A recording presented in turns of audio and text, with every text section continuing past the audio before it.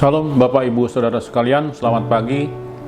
Matius 6 ayat 24 berkata begini, "Tak seorang pun dapat mengabdi kepada dua tuan, karena jika demikian ia akan membenci yang seorang dan akan mengasihi yang lain, atau ia akan setia kepada seorang dan tidak mengindahkan yang lain. Kamu tidak dapat mengabdi kepada Allah dan kepada Mamon." Bapak Ibu Saudara sekalian, pilihan ada di tangan kita. Hari ini kita mau sungguh-sungguh mengabdi kepada Tuhan atau berbakti kepada Mamon. Judul firman Tuhan hari ini adalah Mamon sebagai entitas. Mamon bukan sekedar uang atau alat tukar. Yesus berbicara tentang Mamon sebagai suatu yang bisa menjadi tuan di dalam kehidupan kita sebagai manusia. Hal ini terlihat jelas ketika Tuhan Yesus berkata, "Kamu tidak dapat mengabdi kepada Aku, Tuhan, atau kepada Mamon, harta, kekayaan, uang di dunia ini." Yesus tidak berkata sebaiknya jangan, tetapi tidak dapat. Berarti keduanya memang tak mungkin dapat disatukan, dapat berjalan seiring. Sayangnya bagian ini sering disederhanakan menjadi sekedar larangan untuk orang serakah.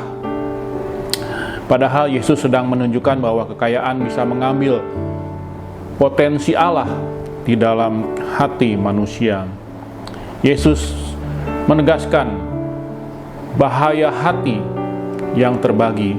Jika tidak fokuskan hati kita kepada Allah, maka hidup kita sungguh-sungguh tidak mengandalkan Tuhan. Sebab pilihan itu tetap tergantung kepada kita mau mengabdi kepada Mamon, menghabiskan waktu, tenaga, usaha kita kepada Mamon atau kepada Tuhan, pemilik Mamon, pemilik segala yang ada di dunia ini. Orang yang menjadikan uang sebagai berhala sedang berusaha mengamankan hidupnya di dunia ini. Tetapi pada saat yang sama kita mengaku bahwa kita ingin berada di kerajaan sorga. Karena itu Yesus membuat kontras yang jelas antara harta dunia dan harta sorga. Ia memaknai mata sebagai pelita tubuh. Dalam pemahaman Yahudi, mata yang jahat atau poneros menggambarkan sikap kikir.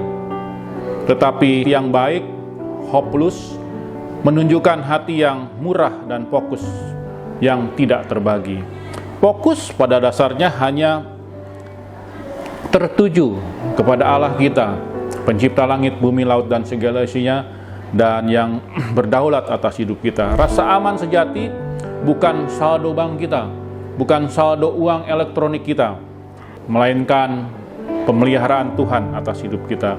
Karena itu periksalah dan dengan jujur di mana kita meletakkan rasa aman kita.